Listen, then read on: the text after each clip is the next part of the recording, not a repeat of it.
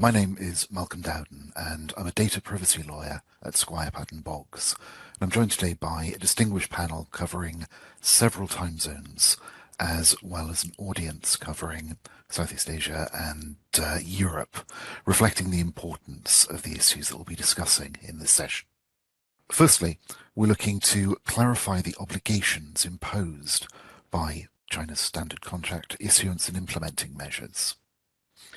We'll be specifying the timing for compliance set forth under the law, and we'll be providing you with a framework for compliance.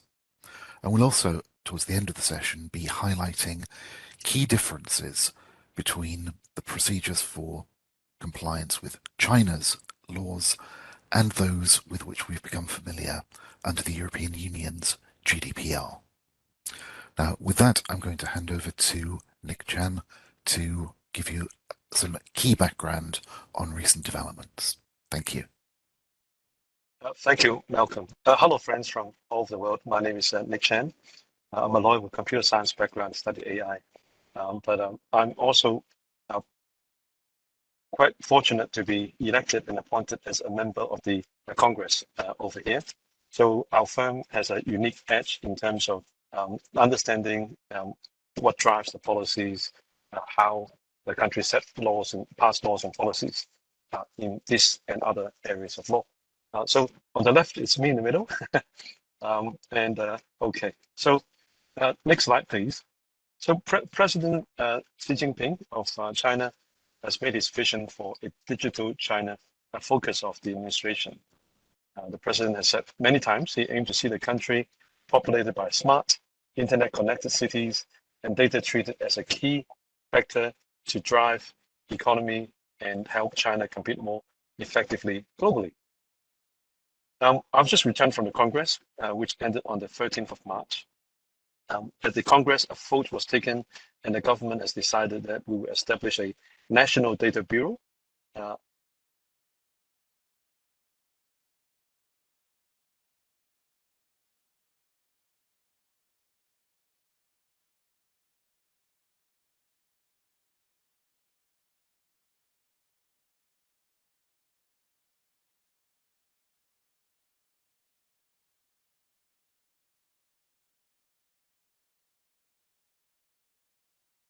Fundamental role in economic and social development, great significance for building a new development pattern, building a new economic system, and building new advantages in competition between nations.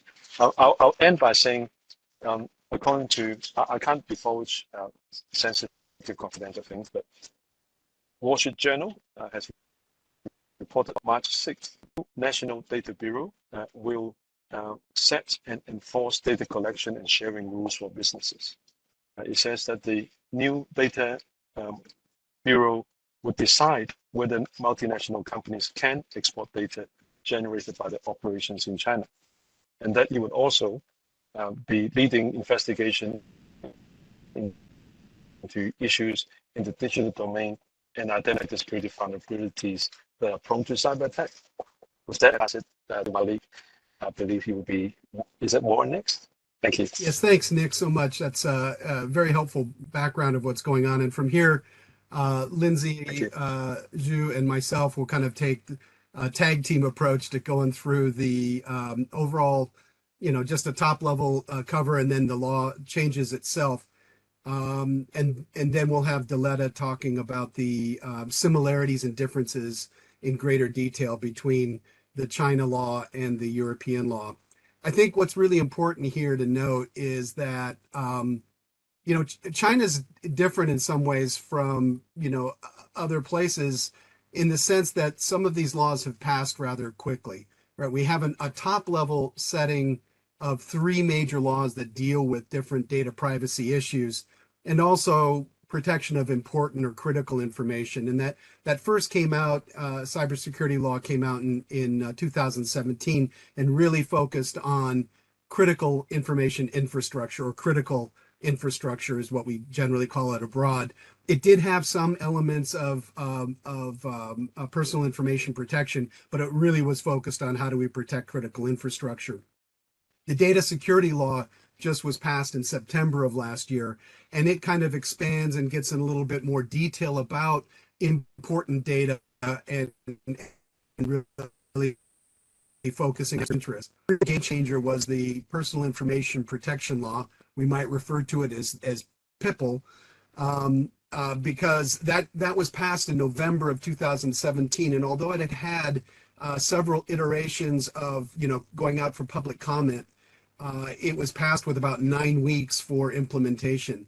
And as you can see from our discussion, of the new clarifications of some of that law, also very little time to prepare for it. So unlike, let's say, GDPR with 2 years, or CPRA, California, or others with 2 years, this law has come into force and needs to be paid attention to. So we have this top level structure, and then the second level is it's important also to realize that there are a number of implementing laws that specify how different parts of the PIPL sections will be interpreted. And the main one we're going to talk about today is how it's interpreting how do you get data that's not into certain categories out of China, personal information out of China.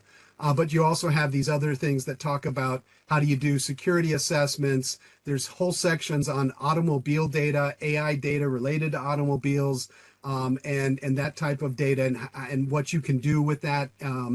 Whether you can have cameras on autonomous vehicles and that sort of thing, financial data, medical, and others. So we have a set of implementing regulations that are sometimes industry specific and sometimes just clarifications across the board about how you need to handle things. And then the third level is these national standards and guidelines, which help you understand, what's the best practice. I'm going to hand it over to Lindsay to talk about what is subject to this law and what isn't. Thank you, Scott. Yeah, so from this slides, we'll focus on the personal data export related rules and regulations. As the PIPL, the Personal Information Protection Law, implemented today, there are generally two effective ways to transfer personal data outside of China. So either through passing a mandatory government security assessment, or rely on the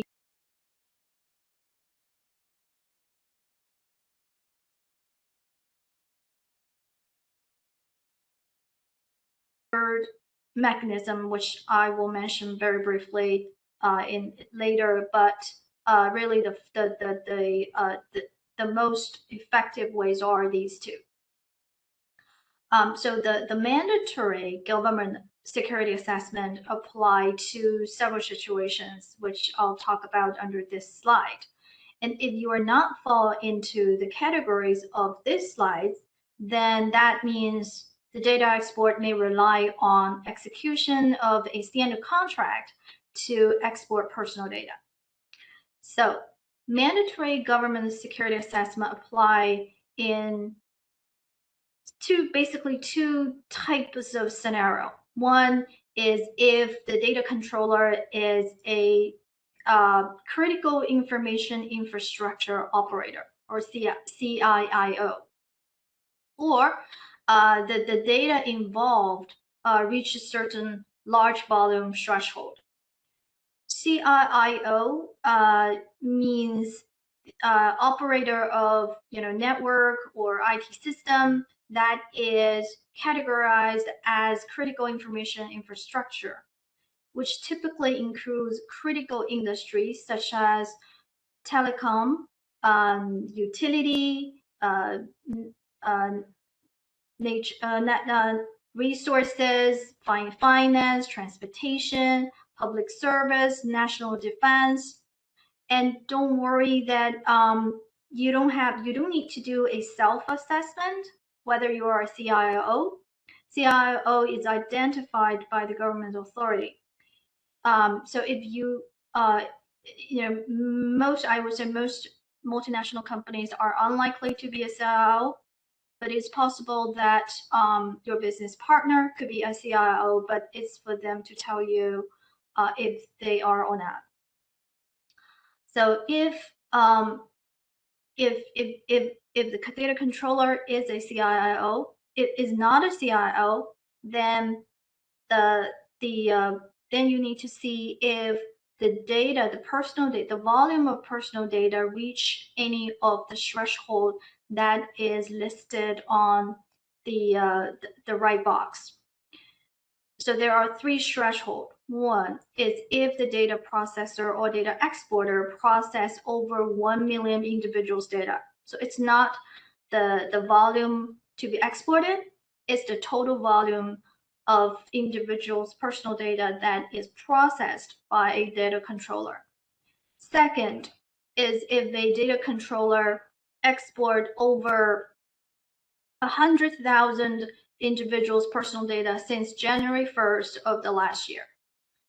Third is if a data controller exported over 10,000 individuals' sensitive personal data since January 1st of the last year. So if a data controller or exporter falls into any of the threshold, then the controller needs to pass a mandatory government security assessment before the data can be transferred offshore. So I list here, I won't talk about it into detail, the sensitive personal data. Here, definition. I just want to mention that the scope of sensitive personal data is generally broader than that under GDPR. So, you know, you can take a look after the seminar and assess if any of the data you have been transferring is considered sensitive data under the Chinese law. Next slide.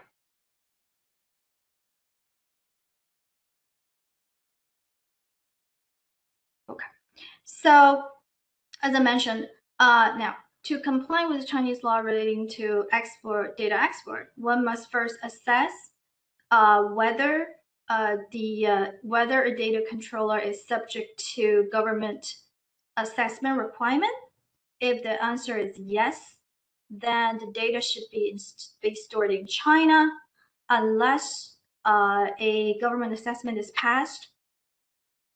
And if the answer is no, then it means that the parties can rely on signing a standard contract to export personal data, and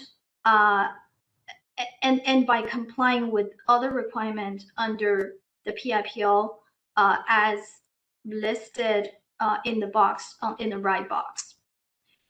I'm not going to talk go into details of these requirements, but I want to go through quickly. First of all, for data export, the general rule is that the data controller needs to get separate specific consent for data export, unless a consent requirement is exempted. I want to note here that PIPL does not have legitimate interest as an exemption for consent, and this will, in my view, in our experience, impact a lot of the data collection and export practice.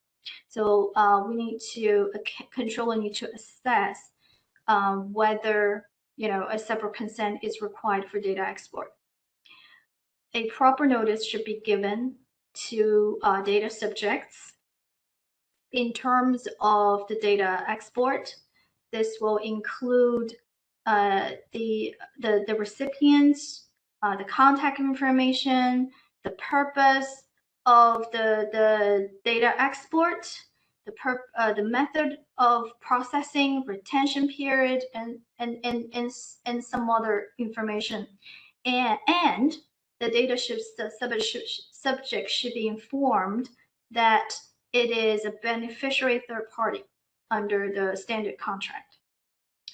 The third requirement is that the data exporter should conduct a personal information protection impact assessment, which we'll talk about in detail in the later slides. the parties, the exporter and the recipient should enter into a standard contract, which we'll also talk about in detail in later slides. And the signed standard contract and the impact assessment report have to be filed to the Chinese government. Now, I want to mention very briefly here that in addition to doing a mandatory government assessment or signing a standard contract, the PIPL also provides a third mechanism for data export, which is to obtain the so-called personal information protection certification issued by a qualified third-party agency. But as of today, although the government had released certain measures relating to the certification, it seems that only a semi-governmental organization at this moment is authorized to issue that certification. So I think until more third-party, especially like private organization are given qualification to issue the certification, this mechanism is not attractive to most companies. Scott, over to you. Yeah, and so before we leave this slide, and thanks, Lindsay, that's really helpful. Because I've talked with a couple of clients about this so far, and I think it gets confusing to them.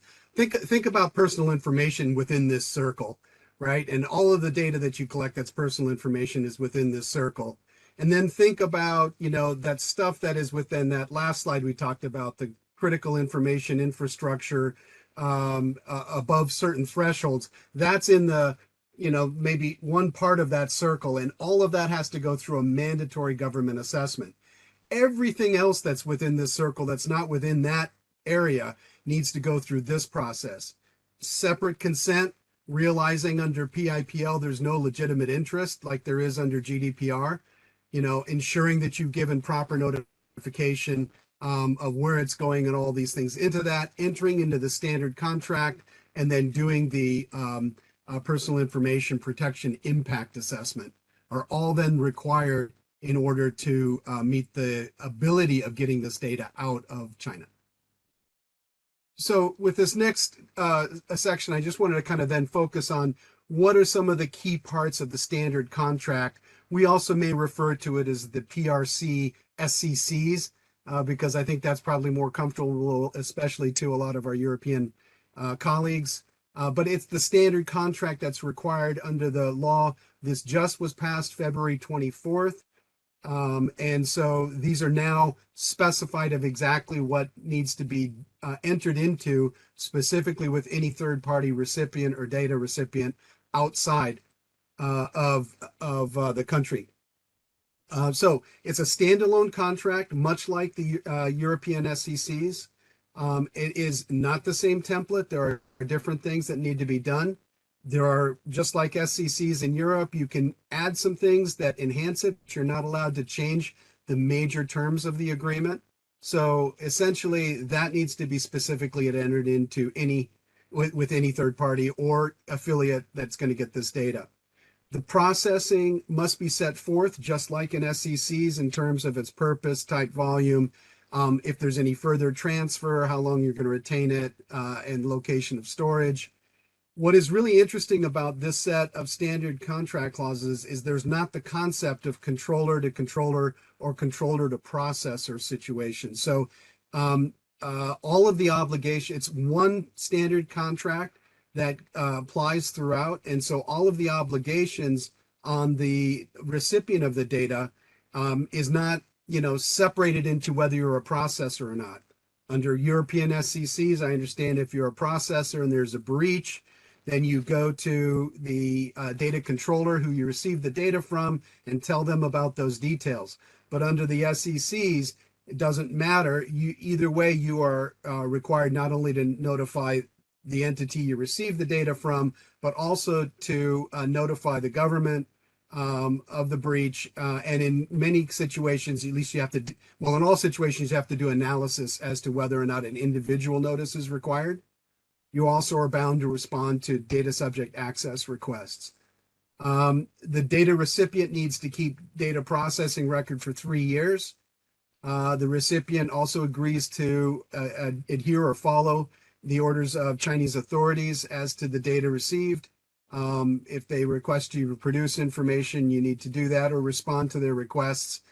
Data subjects are third-party beneficiaries, and they can make claims under Chinese law to the data recipient outside, including Chinese court jurisdiction. The data exporter and recipient must also realize that they're joint and severally liable.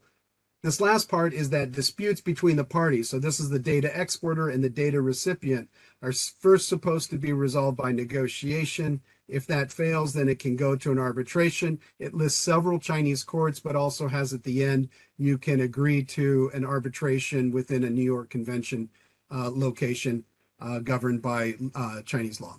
So I think that is all for this. Let me turn it over to Lindsay to talk about the PIPA, Personal Information Protection Impact Assessment. Sure. Yeah. So one thing I want to emphasize is that the PIPA, or the Personal Information Protection Impact Assessment, is not just a formality. So it's essentially a process for data controller or data exporter to review the compliance of its data processing practice. And after the assessment, in most cases, in our experience, the company will discover incompliance issues, and the company needs to take actions to rectify the incompliance so that we can finalize the PIPA report, which needs to be filed to the government. Scott, maybe just next slide.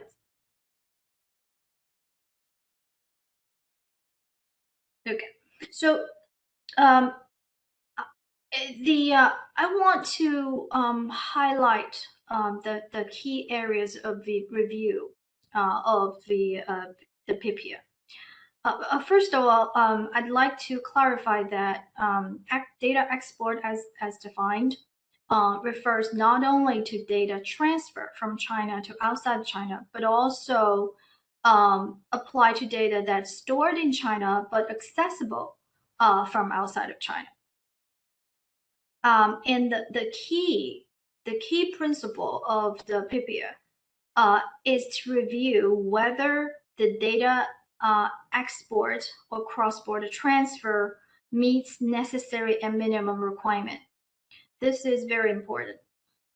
So the whole review should be able to justify that every type of data export meets that standard. The typical issue here for multinational companies is that the companies tend to use one centralized IT system, including HR system, for example, like SAP or ERP. So where essentially a lot of employee data are stored outside of China. And practically, it is often impossible to change the global system or separate China IT system from the headquarters system.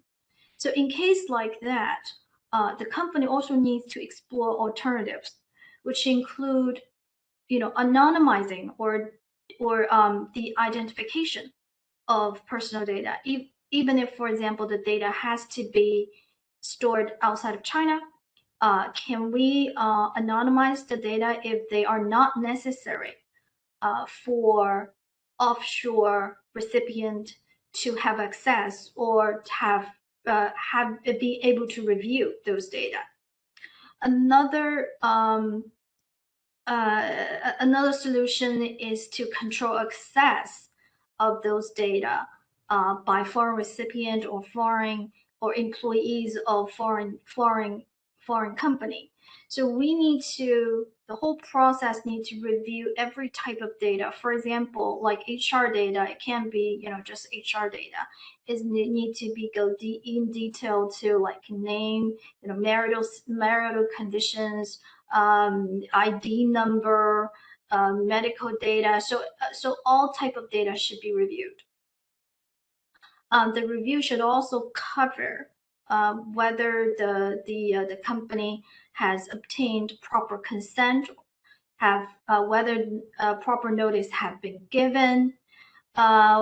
It should also cover whether the company has the proper policies for the processing. For example, whether the company has retention policies, incident response policies, whether the company has taken security measures to secure the transfer. So these are the key areas in our experience that needs to be reviewed during the whole PPA process.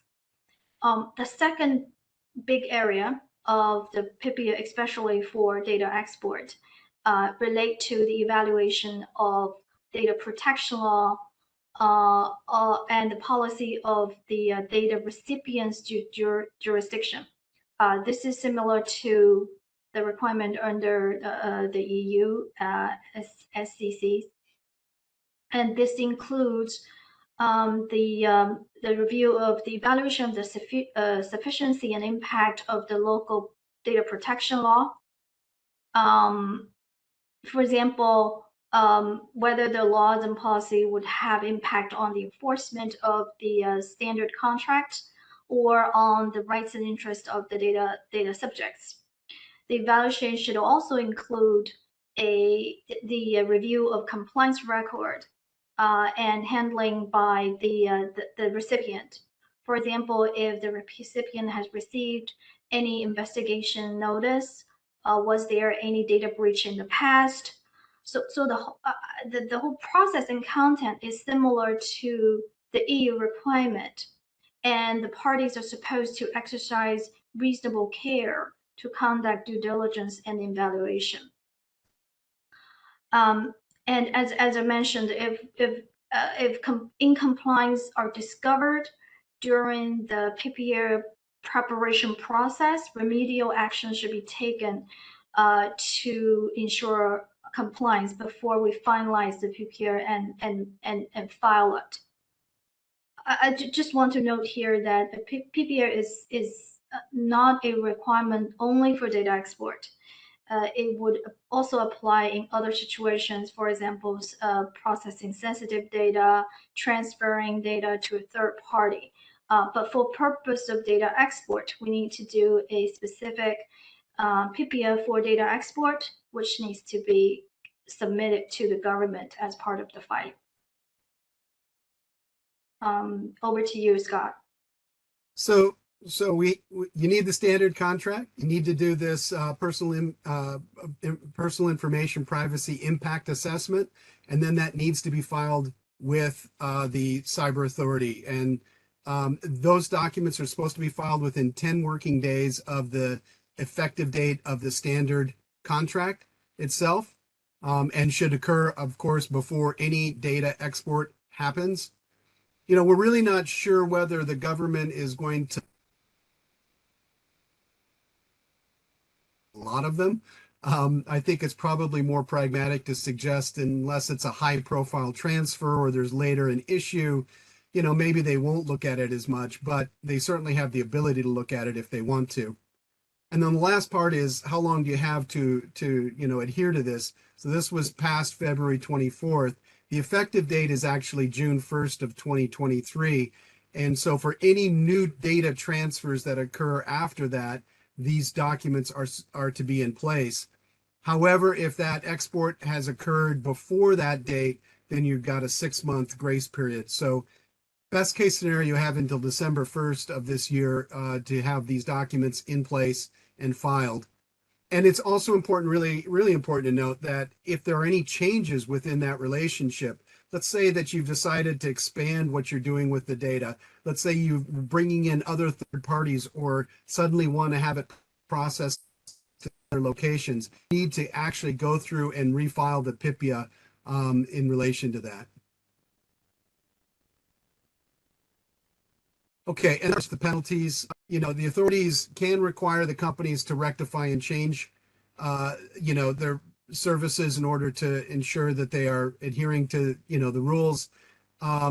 the potential penalty under the PIPL is 5% of turnover, and we haven't still determined whether that's Chinese turnover or global turnover. We certainly have seen, at least in the Didi case, it was a 5% of turnover in China. But, you know, again, that was primarily, well, a Chinese focused card delivery system. So, but still, that's huge penalties have been enforced. And frankly, I think one of the interesting things about the China law, and we're seeing that certainly more in Europe, you know, I think Europe generally focused a bit more on the fines and the heavy fines, but we're certainly seeing in China the ability to move that into just having business shut down until it is we've seen that, or otherwise just requiring you to maybe just keep that data in. So that can really affect your global infrastructure if you're suddenly subject to that. And then I'll turn it back to Lindsay to talk a little bit about what do you need to do in order to comply. Thank you, Scott. Yeah, this is a really recap of what we have talked about.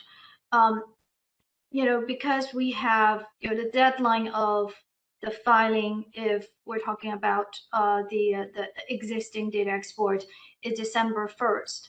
And in an experience, it does take a lot of time, at least several months, to complete the whole process. So we want to just urge every company that has that has data export from China to act as soon as possible.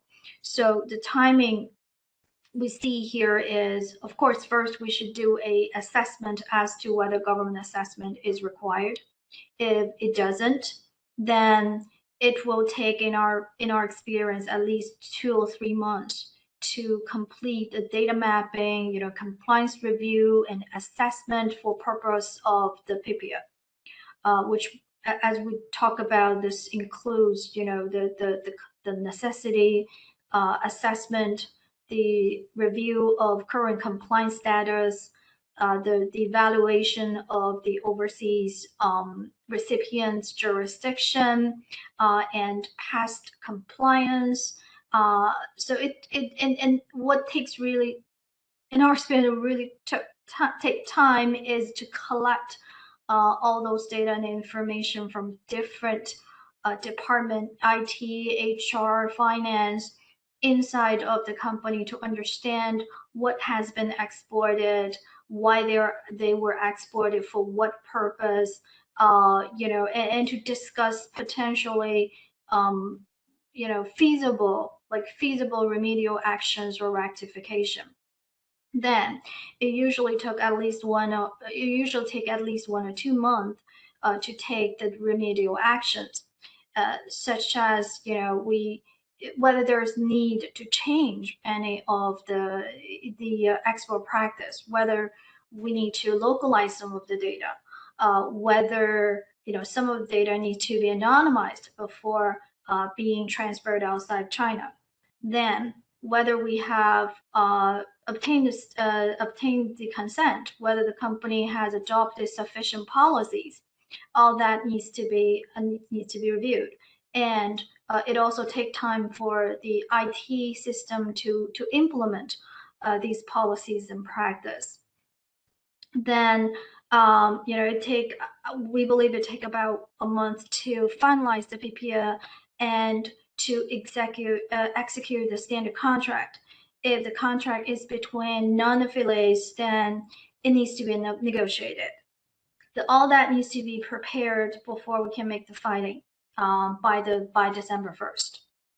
So as mentioned, if the exporter and recipients are not affiliates, then it is an expectation that the recipient might push back some of the clauses of the standard contract. The standard contract imposed some quite heavy obligations and level of commitment on the foreign recipient. So it is possible that, the foreign party, the foreign recipient may not be willing to sign the contract and undertake this level of commitment. In this case, we will need to consider, alternative solutions. For example, whether we need to localize some of the data or whether we need to negotiate a side agreement for liability sharing. So that also may take time. So again, the recommendation is that the companies need to act as soon as possible in order to comply. So with that, let's turn it back over to Malcolm and get Diletta's views on how this is similar and different from EU.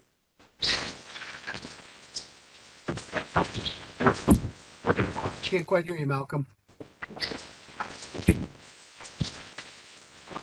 Your microphone, I think it's you're not on mute, but there's something with the headset. Over to Diletta. I suppose I can take it. I can see from your head that this is like, I turn the floor to you, Diletta. Next slide, please, Scott.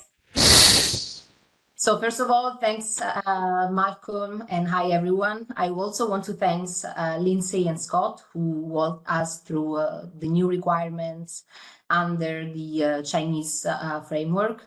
They certainly ring a bell for companies based in the European Union, but also multinational companies. And what we want to do here for the last minutes of this webinar is indeed highlighting some of the similarities, but also point out at the key differences between the European Union standard contractual clauses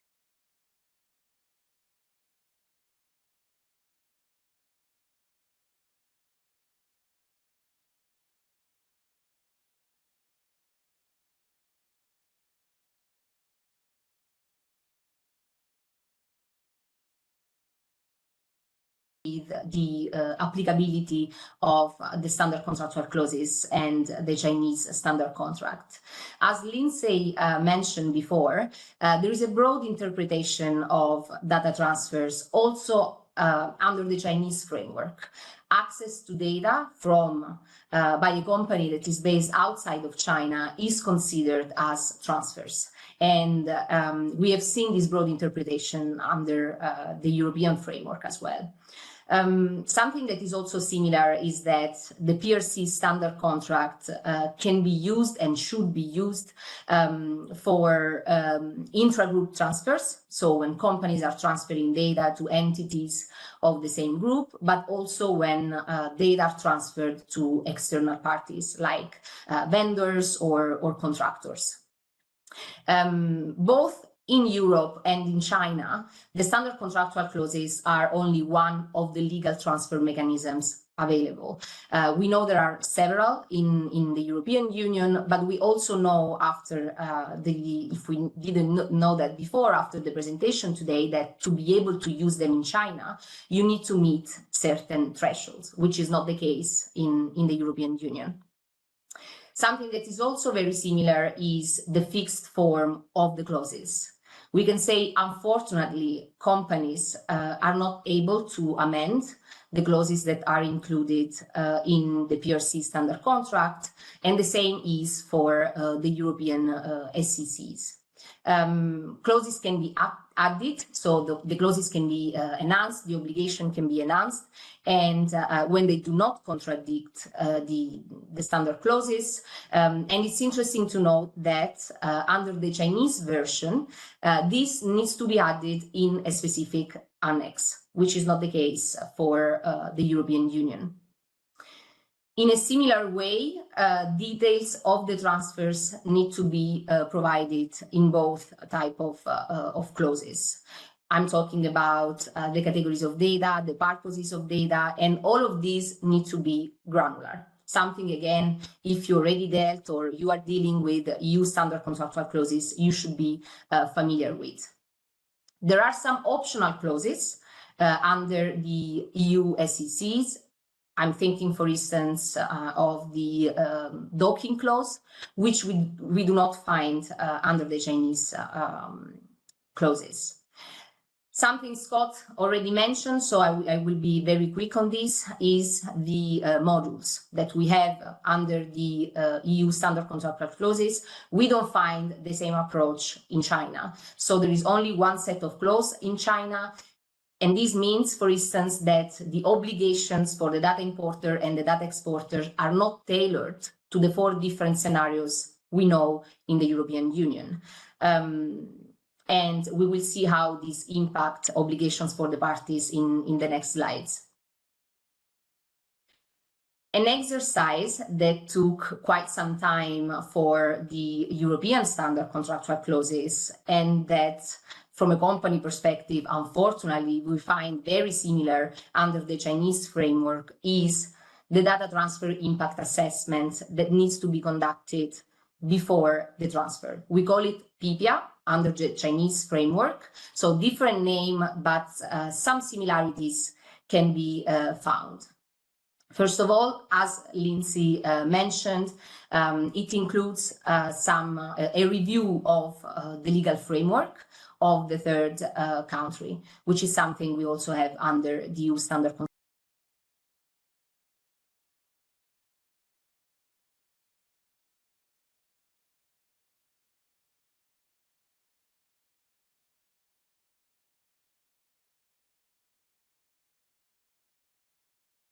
principle is very similar, but certainly those aspects need to be assessed with the lens of Chinese law, which brings some differences. Something interesting to note about the PIPA and the DTA is that we know that the risk-based approach when conducting the assessment has been extensively discussed for the EU standard contractual clauses.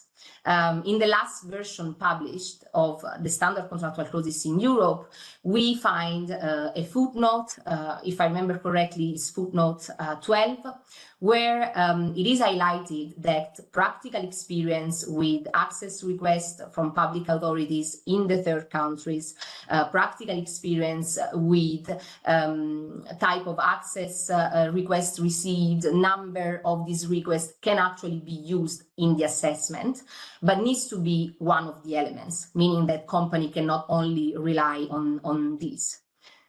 This is similar to the PRC standard contract. I would say that there is even, let's say, a less strict approach, as it is clearly stated that in the text of the clauses that the previous experience of the overseas recipient in similar cross-border transfers can be relied on in the assessment. For the Chinese SCCs as well as the EU SCCs, we find the need to redo the assessment when key aspects of the transfer change.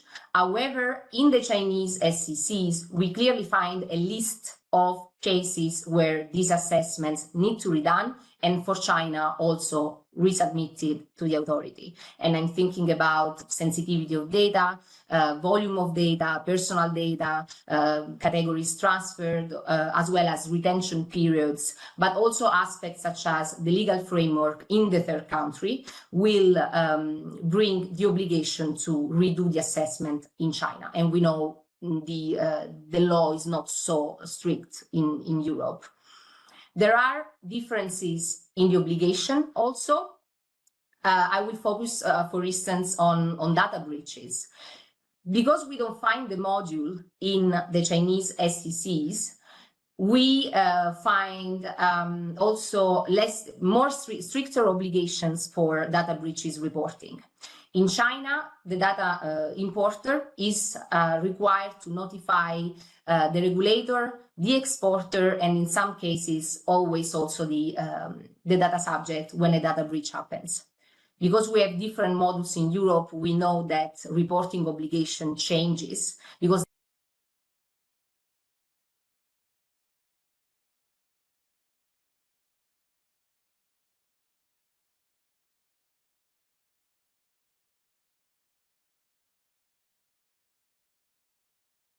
the obligation to suspend the transfer if data are not afforded the right level of protection is something that we can consider similar among the two frameworks.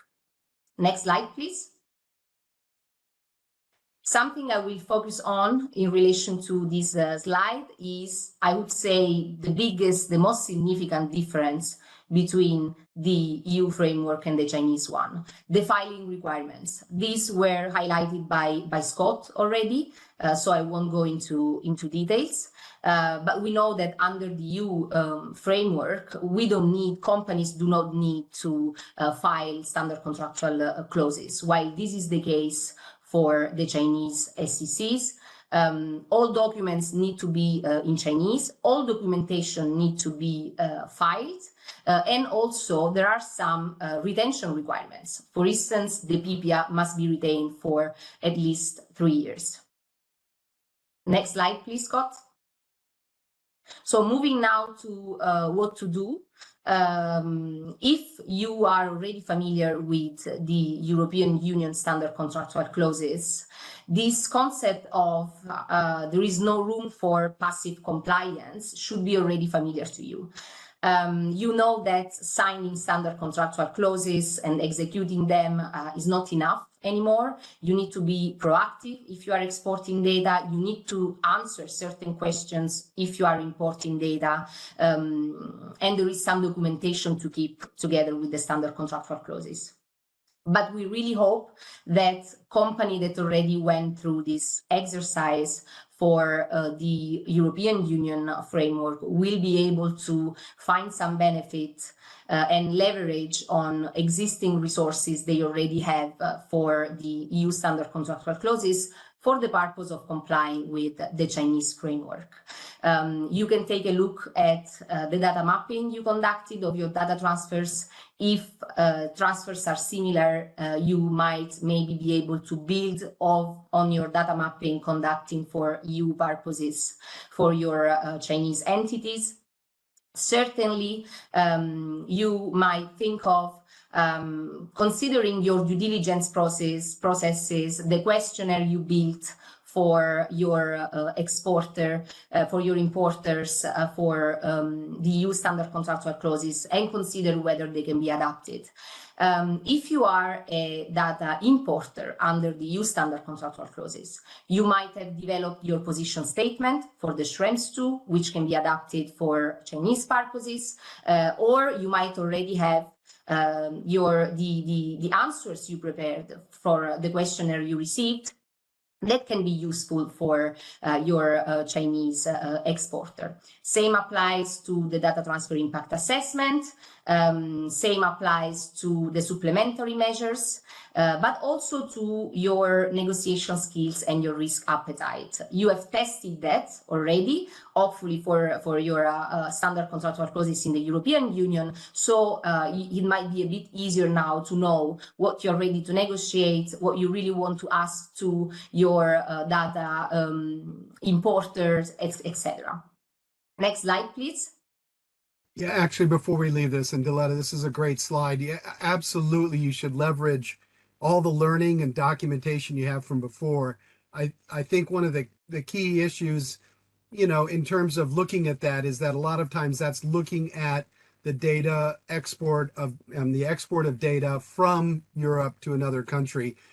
In this case, you're going to have to turn this on its head. It's Chinese data and its export, and then look at it through the Chinese lens, which isn't exactly the same. So there's going to be some slightly different focus, different areas of this that are going to come into focus.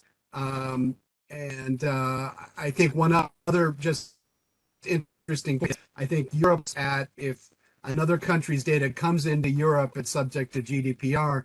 China's doing the same thing. So if you are currently moving European data into China for a third-party process, it's now subject to the Chinese PIPL. So that's kind of an interesting thing to consider as you're going forward. Indeed. Thanks, Scott. So moving now to the last slide. You did your EU SCCs homework. As we said, this can be hopefully adapted for Chinese purposes, but as Scott mentioned, always consider this exercise through the lens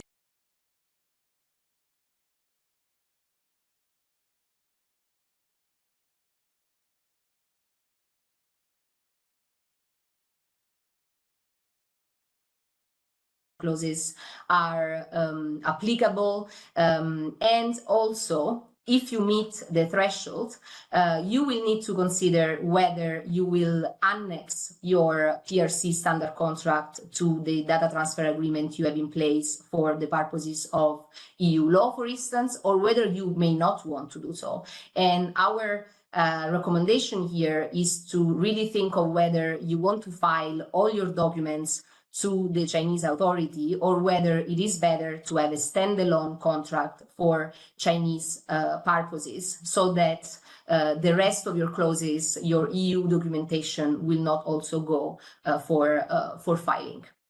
I think this is enough for this overview. I will turn the floor to Malcolm for the Q&A, as I saw there are some interesting questions already. Well, I'm hoping my audio is back now. It is. Yes, great. Thanks. Marvelous. Yes, we have some really interesting questions. The first one that I want to put to you is this. So, Scott, based on your experience, are the Chinese authorities looking at the data flows described in the contract, or are they delving into the actual operational data flows? So the example we have in the question is a mother company, a parent company of a multinational group headquartered in Europe, has a global contract for IT maintenance, also for the benefit of its China affiliate. The IT service provider remotely accesses the data from India. Data stored in China is directly accessed from that Indian service provider, but the contract is between EU entities. So there may be a difference between the contractual description and the operational flows. Yeah, so you know, under the laws, it's not a contract-based issue. It's operational, and it's your duty under the PIPA, under that information impact assessment, to identify all of the different ways and places and countries where this data may get to.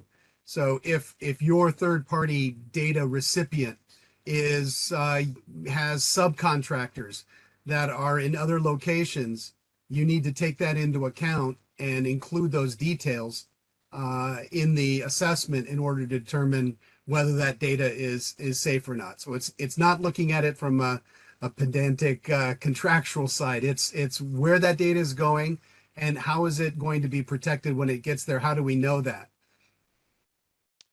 Thank you. And I'm sorry, and indeed, it would require the data recipient to have a standard contractual agreement with the IT entity in India in order to protect it under similar terms. That's great. Thanks very much. The next question is a point of detail relating to access to data stored in China. And it is remote access to encrypted personal data stored in China considered as a cross-border transfer? So does the Lindsay, you want to take this? Sure.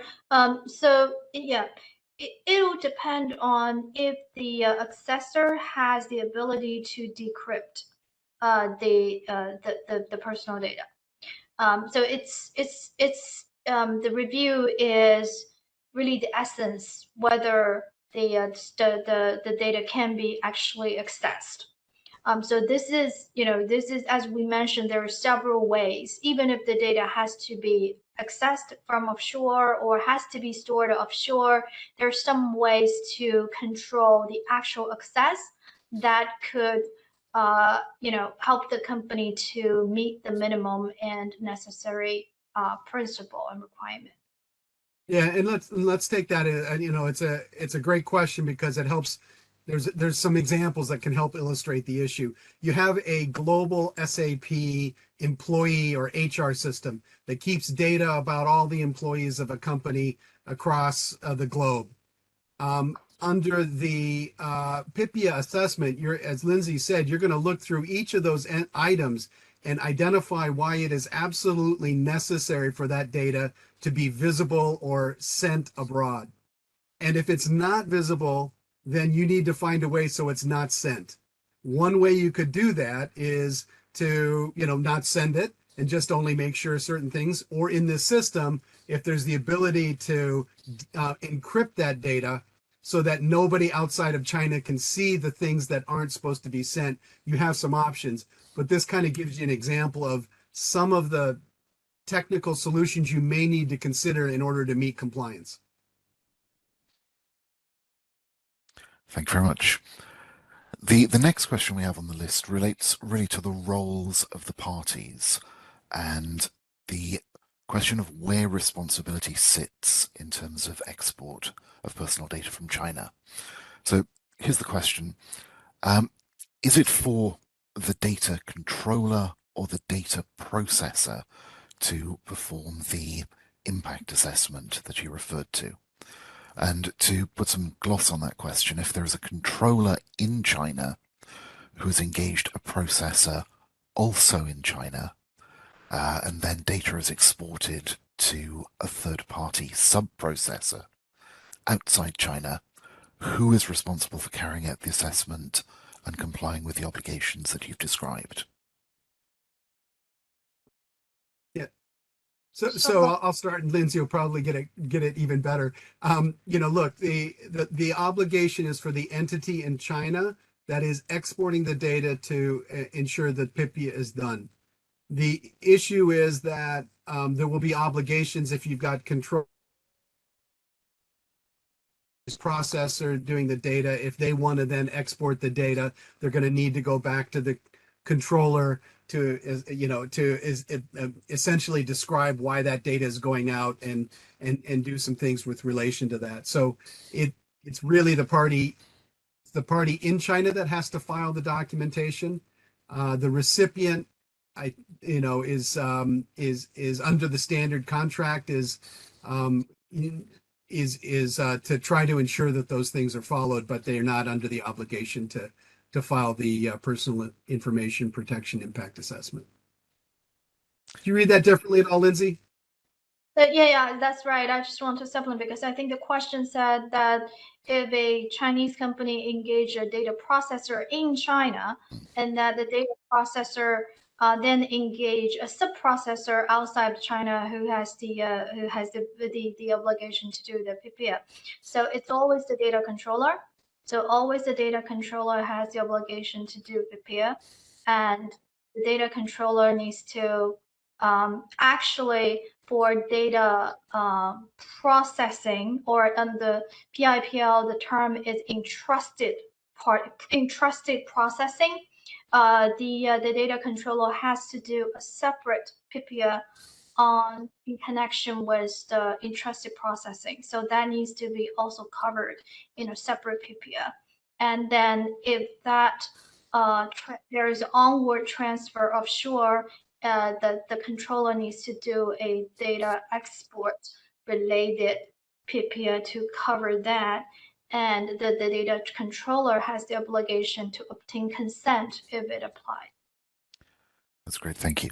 Now, we've come to the end for the moment of the list of questions that we have in the Q&A. I'm going to allow maybe about another minute or so for any further questions. In the meantime, perhaps I could call on you to make some closing comments, starting with Scott.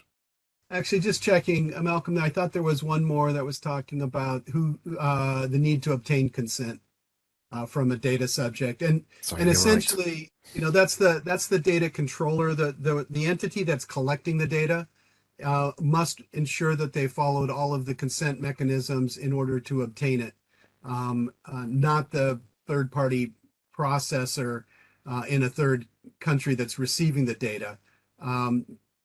I can't remember under the standard contractual clauses whether there's an obligation that all the data received is consented to. I don't believe I saw that, but the basic concept is that yes, the data should be collected but receiving it and ensure that they've complied. Great. Thanks for picking that up. So with that, you were asking for closing comments, and we want to be respectful. We're a couple minutes over. I would just like to say, look, from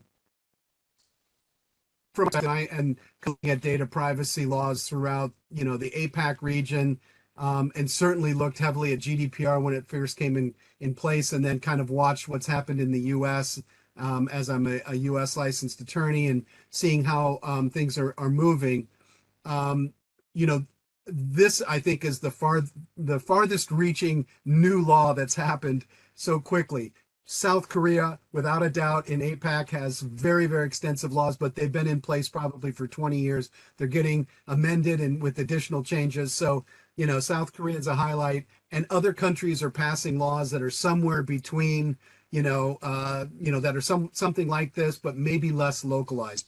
This law has localization components that require any company that's doing business in China and wants to move data out of China, personal information out of China, to have to go through this process of considering what do they have and how are they going to meet the regulations. And there can be difficult if it falls into that category. Depending on how big you are, it may not be a sliver category. If you got 20,000 employees in China and you've got HR data that involves some personal information, you're already over the threshold.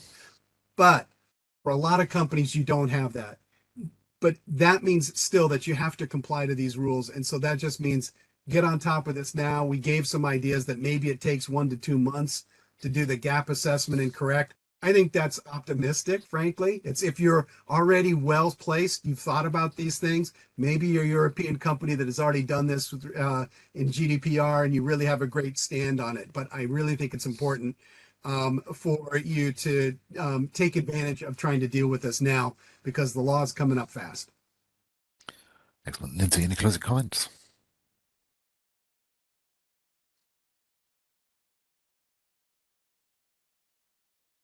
Lindsay, anything? No, I think you had a good summary here. And I really like Lindsay. Diletta. She's always so kind to me. I'm sure you will like me too, Scott. No, I think you said everything indeed. We really hope the homework you did for the European Union will be helpful. But as already mentioned during the presentation, keep in mind you need to do that under the Chinese legal framework, which brings quite a lot of differences compared to the EU. That's great. Well, thank you all very much for joining. I'll just do one final thing. Actually, Malcolm, just one final thing, just on the regional perspective, and I hope we can do a regional countdown. China is definitely the hot issue right now because of the timing of it. But if you look across the APAC region, almost every country now has a data privacy law with a different definition of what a breach is and a different look at what needs to be localized or whether you have to have local entities or a DPO local. So if you have a global operation that has a lot of APAC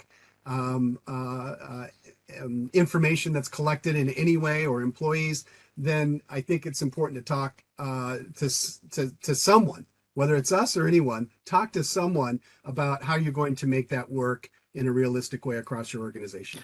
Absolutely. And to emphasize, thank you very much for joining, and do talk to us. Contact details are on the slide on the screen at the moment. If any questions occur to you over the next couple of days, if you wake up in a cold sweat at 3 o'clock in the morning worrying about this, do come to us and we will be very pleased to help you. Thank you very much. Thank you. Thank you. Bye.